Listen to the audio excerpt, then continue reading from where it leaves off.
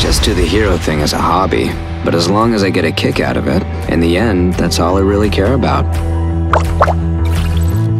One Punch Man fans rejoice, so I got some awesome news. At this year's Anime Expo, Toonami announced that One Punch Man would be entering the block starting July 16th. It's already the 4th of July weekend, so the smash hit anime series from last year will be airing on television very soon, and as a One Punch Man fan, I love seeing this so much, and there's such an interesting curve to this story. I didn't attend this year's Anime Expo, I attended last year, but for them to actually make this announcement at Anime Expo, it really not only makes me feel like, damn, I should have been there when they announced this shit, but this is, in a way, the revival of Toonami. Yes, with One Punch Man coming to Toonami, Toonami is revived. And why do I say revived? Because there was a point about a year ago, I believe early 2015, where people were like, Toonami is fucking dying. They were cutting off hours from the block, they were taking series off, like Attack on Titan, like Cowboy Bebop. Now, granted, they were rerunning it, but a lot of people watched Toonami later on in the night. Now, the numbers are naturally going to decrease as you get deeper and deeper into the night, but a lot of people come home from their night shift and they don't want to watch Teen Titans Go or some,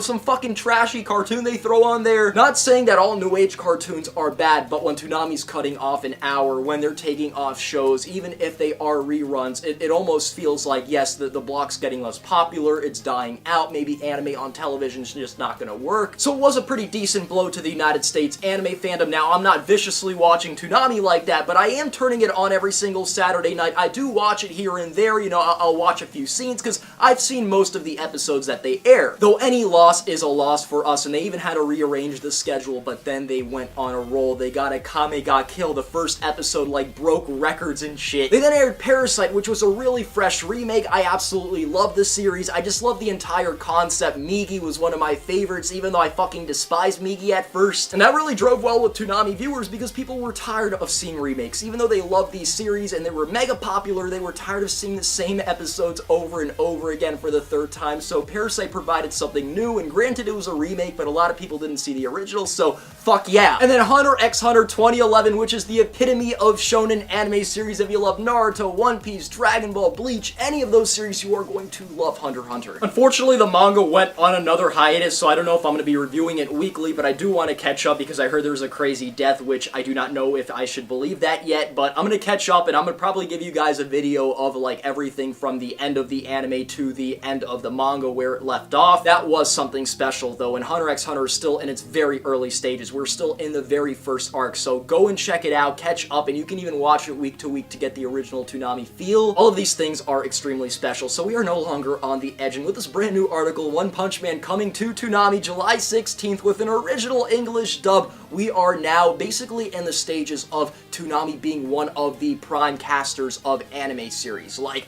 yes, you can go to Crunchyroll, yes, you can go to Funimation, you can find a lot of streaming sites online, but with a One Punch Man English dub, the biggest smash hit since Attack on Titan Season 1 airing on Toonami, this television anime program, this is now one of the big dogs. Toonami is once again one of the big dogs, and as a fan of Toonami, as a fan of the industry, as someone who wants to see anime in general thrive in the West, this is a big W for us. And even though this article is extremely positive, I know there's some people that are going to take the negative out of this. There's always going to be a party that's angry, like, I prefer the sub, so fuck the English dub, like, I just can't watch that shit. I actually took a look at the specific English dub, and it was pretty fucking good. Like, it's there, it's not some bullshit, Saitama doesn't sound like Ash Ketchum. They're not making the same mistakes again, and at the end of the day, this is for the English audience, so people need to stop talking about subs. Like, you can actually hear what they are saying from far away. You're doing something else in your room, you hear One Punch Man in the background, you get a laugh, enjoy it. At this week's Anime Expo, Adult Swim's Toonami programming block announced plans to present One Punch Man starting July 16th. Earlier at the event, Viz announced that leads include